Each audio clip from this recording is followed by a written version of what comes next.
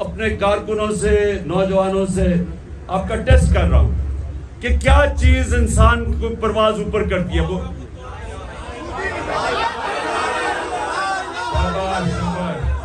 ला इलाहा इल्लल्लाह, कोई नहीं है खुदा सिवाय अल्लाह के।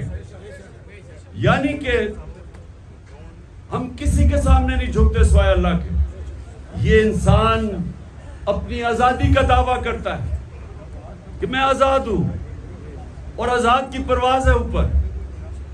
और मेरे नबी सल्लल्लाहु अलैहि वसल्लम ने मदीना में वो अरब जिनकी कोई हैसियत नहीं थी, दो सुपर पावर थी दोनों तरफ, अरबों की कोई हैसियत नहीं थी, उन्होंने चंद सालों में उन्हीं अरबों ने दुनिया की इमामत की, वर्ल्ड लीडर्स बन गए। ला इलाहा इल्लल्लाह का